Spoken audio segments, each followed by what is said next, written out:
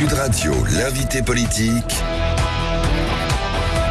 Jean-Jacques Bourdin. Il est 8h35. Bonjour à toutes et à tous. Merci d'être avec nous. Vous voulez savoir? Alors parlons vrai ce matin avec Aurore Bergé, qui est ministre en charge de la lutte, entre autres, contre les discriminations. Très important. Et d'ailleurs, je reviendrai sur les discriminations, sur la situation actuelle.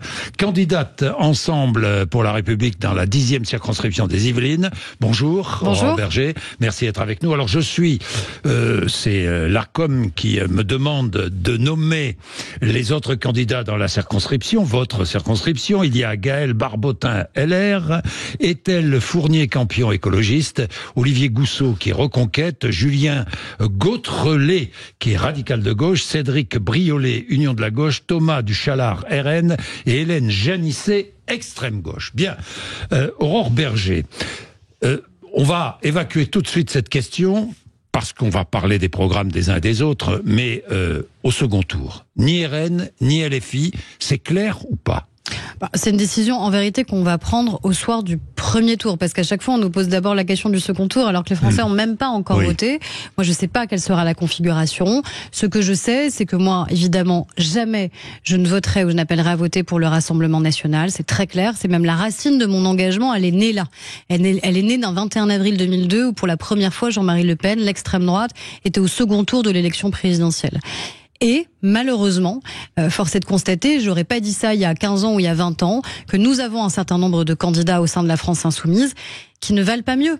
C'est ça la difficulté en vérité dans laquelle on est. Moi je crois pas que l'extrême droite ait changé. Je pense qu'ils ont essayé de repauliner, mais qu'en vérité derrière le vernis, le programme est le même. Et d'ailleurs les financements, ceux qui les soutiennent, sont les mêmes en interne. Ce qui a profondément changé, c'est l'arrivée de la France insoumise avec des candidats qui tiennent des propos, qui sont des propos pour moi antisémites et qui ne peuvent en aucun cas appartenir à l'arc républicain. Donc vous pourriez voter pour un candidat de gauche du nouveau Front Populaire, à condition que ce ne soit pas un candidat LFI. Moi, je regarderai au soir du premier tour. Moi, j'espère surtout, évidemment, dans ma propre circonscription, être qualifié au second tour et pouvoir l'emporter au second tour, parce que j'ai pas envie que les Français aient uniquement le choix entre LFI. Vous restez ? Moi, je suis dans une configuration où derrière, le seul choix qu'il y aurait, ce serait soit l'extrême droite avec le Rassemblement National, soit l'extrême gauche avec la France Insoumise. Donc moi, de toute façon, je réponds pas à cette question parce que j'espère bien être en tête du premier tour et pouvoir l'emporter. Et moi, j'ai pas envie que les Français soient réduits à cette espèce de tenaille identitaire entre extrême droite et extrême gauche. Je crois qu'il y a d'autres choix. J'aurais préféré en vérité que la gauche fasse un autre choix. La gauche n'était pas condamnée, n'était pas obligée à s'associer à une alliance qui est pour moi déshonorante, qui est une alliance avec la France Insoumise, qui va même maintenant jusqu'à la caricature avec le NPA de Philippe Poutou, dans une alliance qui veut pas dire grand-chose. Quand vous avez à la fois Aurélien Rousseau, qui a été ministre avec moi, et qui a été celui qui a porté la réforme des retraites, qui aujourd'hui propose de l'abroger parce qu'il a basculé au sein du nouveau Front Populaire, que vous avez François Hollande, qui a été largement combattu par Jean-Luc Mélenchon ou Philippe Poutou, vous voyez bien que tout ça ne veut pas dire grand-chose idéologiquement, si ce n'est un petit accord électoral pour essayer de se protéger les uns les autres. Donc, ni RN ni LFI, pour l'instant, la ligne de conduite n'est pas définie, elle sera définie dimanche soir. Au soir du premier tour, évidemment. Mais c'est ce que dit, par exemple, le président du Sénat, et il n'est pas le seul à le dire. D'autres le disent. Marine Tondelier a écrit à Stéphane Séjourné, à Édouard Philippe, à François Bayrou, à Hervé Marseille, le patron des sénateurs centristes. Elle rappelle la France pourrait être gouvernée par un parti d'extrême droite. Elle réclame la fin du renvoi dos à dos du NFP et du RN. Oui, elle a le droit de demander ce qu'elle souhaite, mais encore une fois, elle n'était pas obligée, au soir des européennes, à se décider à faire une alliance avec la France insoumise. Je veux dire, ils ont quand même dû négocier pour que dans leur programme, il y ait le mot antisémitisme et lutte contre l'antisémitisme qui apparaissent, mais ils n'ont pas été capables d'arriver à négocier suffisamment pour dire le Hamas est une organisation terroriste. Ça n'apparaît pas. Je suis désolée, est-ce que vraiment on peut, pour un accord électoral, faire ce type de compromission? Je pense que c'est inacceptable. De la même manière qu'évidemment, le RN montre aussi son vrai visage quand ils investissent des candidats qui ont tenu des propos clairement antisémites et ils font semblant de le découvrir au dernier moment. On savait pas qui on avait choisi. Soit c'est de l'incompétence quand vous savez pas qui vous investissez sur des élections législatives, soit vous le saviez et vous espériez surtout que ça se voit pas trop. Aurore Berger, en cas de cohabitation, le titre de chef des armées du président est honorifique. Marine Le Pen a fait cette déclaration qui m'a un peu interpellé. Oui, parce que c'est une déclaration qui est grave. Le chef des armées dans notre Constitution, c'est le président de la République. Ça n'est en rien honorifique. C'est lui qui pilote en vérité nos forces armées, l'engagement de nos forces armées dans des opérations extérieures par exemple.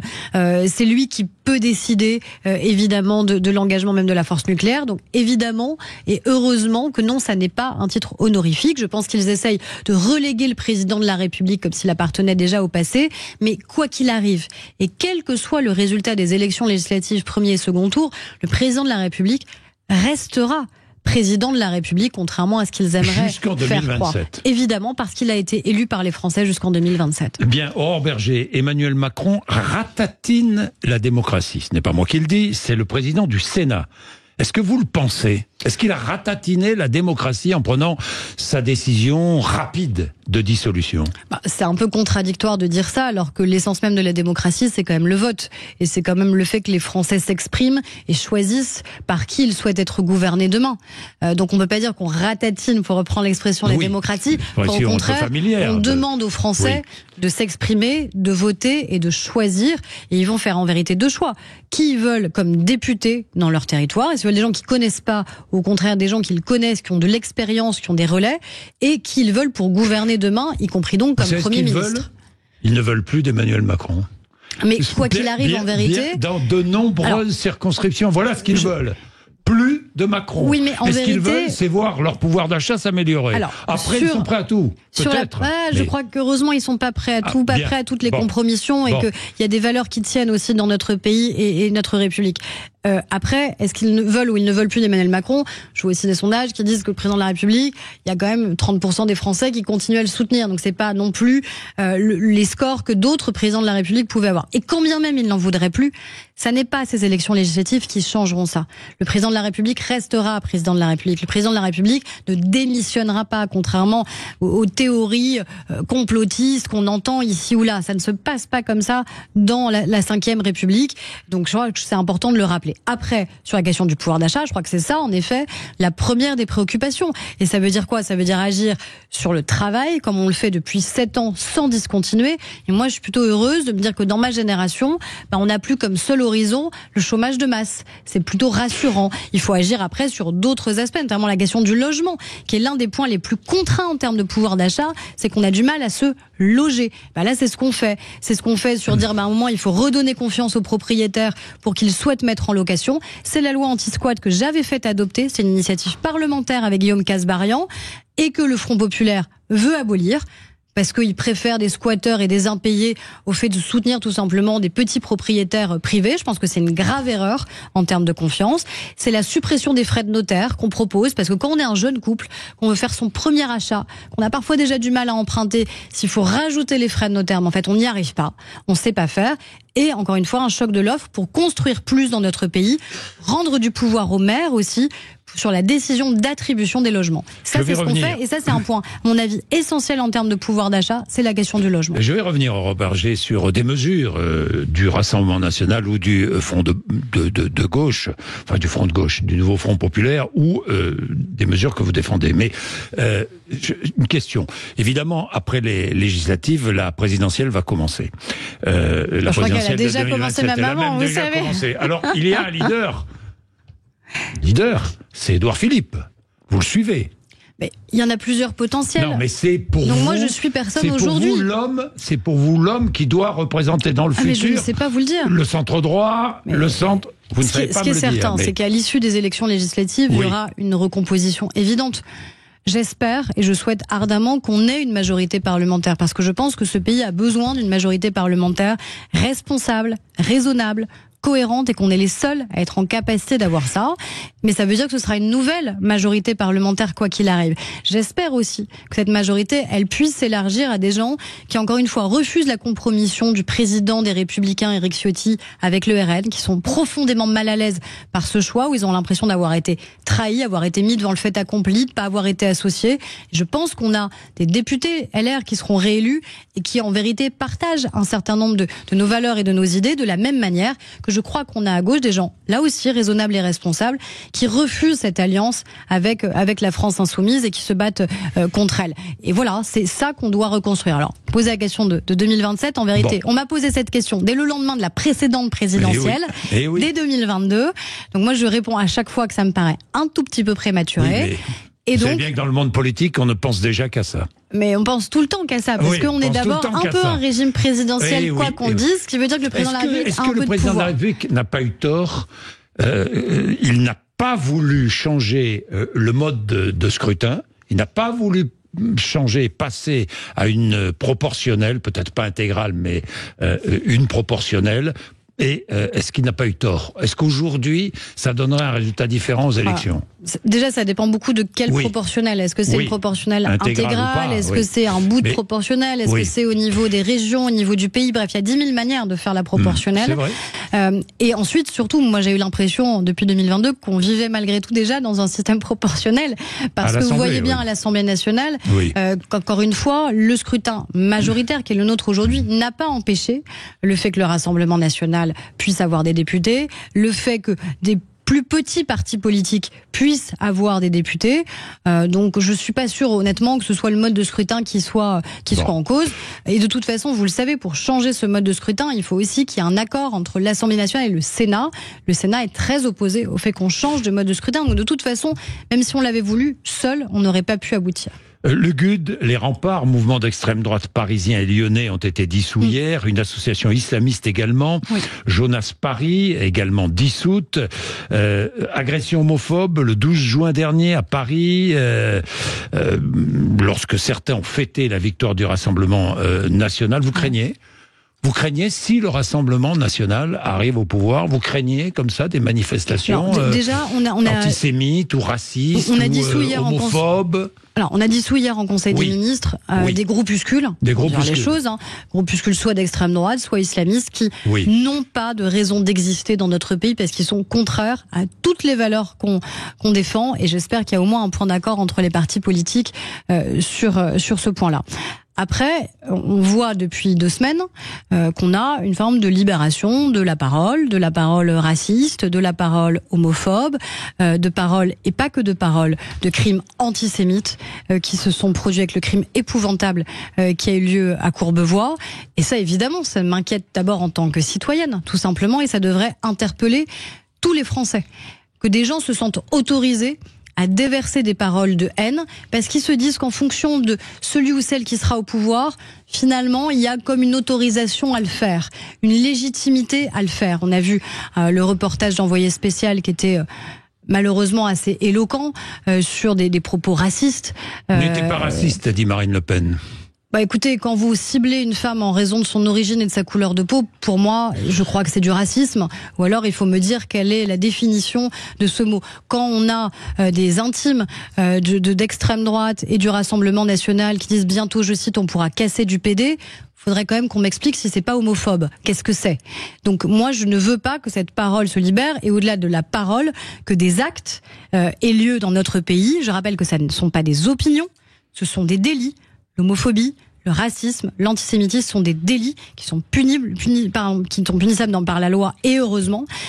Et j'espère que chacun sera en mesure de condamner et de faire le ménage chez soi quand on a des proches, des élus, des cadres de partis politiques qui tiennent ce type de propos. Interdire la binationalité, est-ce de la discrimination? Est-ce du racisme à vos yeux ou pas? Je crois que c'est surtout une très mauvaise idée. Une très mauvaise idée. Il y a eu une déclaration de Marine Le Pen, d'ailleurs, qu'elle essaye de faire oublier un petit peu en ce moment, parce qu'elle se veut comme étant la plus protectrice de nos compatriotes juifs, où elle disait qu'il fallait retirer notamment la binationalité aux franco-israéliens. Bon, non, moi je vois pas pourquoi je retirerais la binationalité à des Français qui ont décidé aussi parfois de faire leur alia, de partir en Israël, parce que ils considèrent que c'est aussi leur pays, et ça ne fait pas d'eux des Français de second plan. Ils ne sont pas moins Français parce qu'ils sont aussi Israéliens. On n'est pas moins Français parce qu'on est aussi franco-italien, et on n'est pas moins Français parce qu'on est franco-marocain. Et en vérité, on voit bien derrière ce qui est ciblé par le Rassemblement. Quelle est l'idée, selon vous ? On voit bien ce qui est ciblé par le Rassemblement national, qui est l'idée qu'il y aurait certains pays qui poseraient plus problème que d'autres. Et donc on fera quoi ? On fera aussi le tri entre les binationalités. Et puis d'ailleurs, ils sont très ambigus, c'est-à-dire qu'au début de la campagne des législatives, on a Sébastien Chenu, vice-président du RN, qui dit sur un plateau télé on supprimera la binationalité, et qui, une heure après, vraisemblablement, se fait taper sur les doigts et envoie un tweet en disant non, finalement, c'est plus dans notre programme, on le fera pas, rassurez-vous. Et puis, on a une semaine après, Jordan Bardella qui nous explique qu'il faut revoir les emplois qui seraient ouverts ou pas à des binationaux. Ce qui, d'ailleurs, dans un certain nombre de cas, existe déjà. Donc c'est aussi ça qui pose problème. C'est au-delà des valeurs qui sont défendues, c'est ce zigzag permanent depuis 3 semaines du Rassemblement national qui change de pied en permanence sur ses propositions, sur la question de la binationalité, comme sur la réforme des retraites qu'il fallait abroger, puis maintenant c'est 66 ans pour ceux qui ont commencé à 24 ans, sur la question de la suppression des impôts pour les moins de 30 ans, sur la baisse de la TVA. En réalité, on ne sait plus aujourd'hui quel est le réel programme du Rassemblement national. Emmanuel Macron employait les mots guerre civile. Est-ce que vous auriez employé ces mêmes mots, franchement ?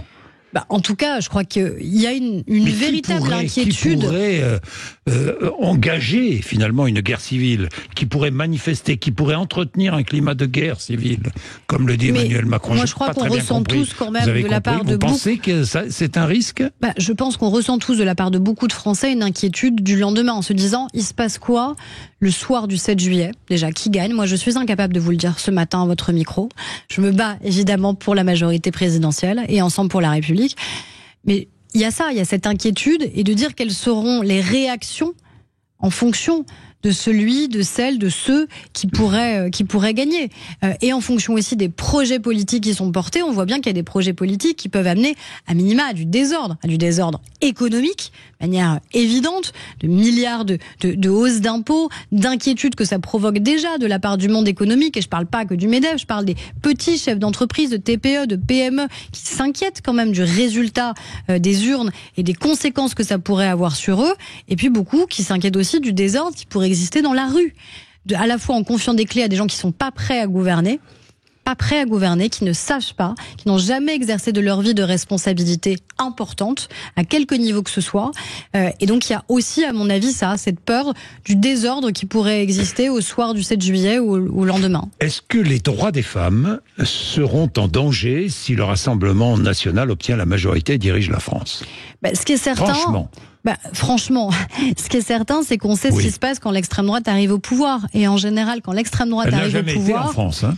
Très bien, elle n'a jamais été en France. Est-ce qu'il faut vraiment essayer... Sauf en période de guerre. Est-ce qu'il faut vraiment essayer pour réaliser ce que ça pourrait être ? Est-ce qu'on a vraiment envie à un moment de prendre le risque de payer pour voir ? On joue pas au poker là. Encore une fois, c'est pas vérifier si la main de mon adversaire... Je crois pas. C'est pas vérifier si la main de mon adversaire est supérieure à la mienne. Et c'est pas bluffer. C'est un moment, une fois qu'on a essayé, c'est trop tard. Une fois qu'on a mis son bulletin dans l'urne, on peut pas faire machine arrière. Mais vous craignez pour les femmes ? Pour le droit des femmes, franchement, si le RN arrive au pouvoir. J'ai décidé avec d'autres de dire qu'il fallait inscrire le droit à l'avortement dans la Constitution. C'est pour ça. C'était pour l'inquiétude qu'on avait qu'un jour peut-être l'extrême droite arrive au pouvoir, et pour mettre à un moment des garde-fous en se disant ça. Vous ne pourrez pas y toucher, ou ce sera tellement compliqué de revenir en arrière. Très bien, mais c'est le groupe qui a le moins voté pour. Et on a Caroline Parmentier, par exemple, une de ses très très proches, historique, qui a redit chez l'un de vos confrères que elle, jamais elle aurait voté la loi Veil. Voilà. Et qui, elle, évidemment, n'a pas voté la constitutionnalisation. On a leur vote au Parlement européen sur ces sujets, où ils ont refusé d'inscrire l'IVG dans la Charte européenne des droits fondamentaux. Et on a, encore une fois, les exemples de quand l'extrême droite arrive au pouvoir. On l'a vu en Pologne, sur l'IVG. On l'a vu en Hongrie, sur l'IVG. On le voit juste à côté de nous, en Italie. On dit, non, rassurez-vous, on n'empêche pas les femmes d'avorter. Par contre, on autorise les militants anti-IVG d'entrer dans des cliniques qui la pratiquent. Concrètement, ça veut dire quoi ? Ça veut dire que des femmes qui viennent pour exercer leur liberté à un moment d'avorter, elles ont derrière la porte des femmes et des hommes qui tambourinent pour les traiter de meurtrières. Enfin, il faut se figurer quand même ce que ça veut dire et la pression qu'on exerce à nouveau sur les femmes et sur les corps des femmes qui, encore une fois, n'appartiennent qu'à elles, et c'est à elles de décider ce qu'elles souhaitent en faire. J'ai écouté Jordan Bardella parler des femmes et je le cite, il n'y a plus une femme qui ne craint pas pour sa sécurité en fonction de sa tenue, de l'heure à laquelle elle rentre chez elle. Vous ne pouvez être que d'accord avec cela, non ? On peut quand même espérer que ce soit un peu excessif.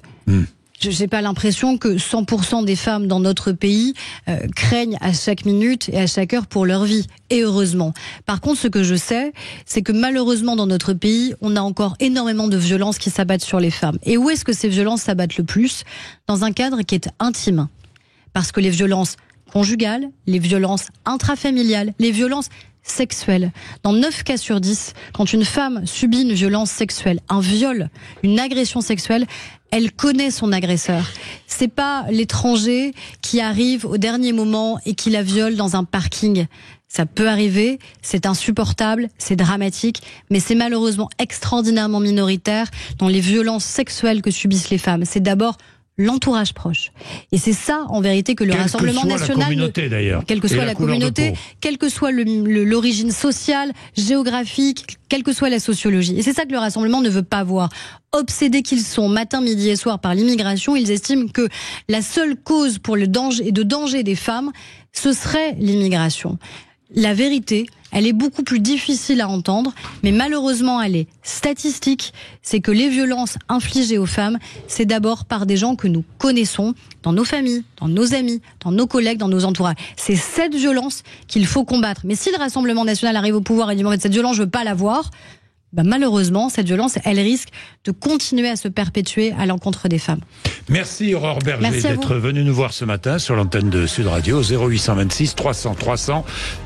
Nous vous prenons après, évidemment, vous vous exprimez librement ici, parlons vrai.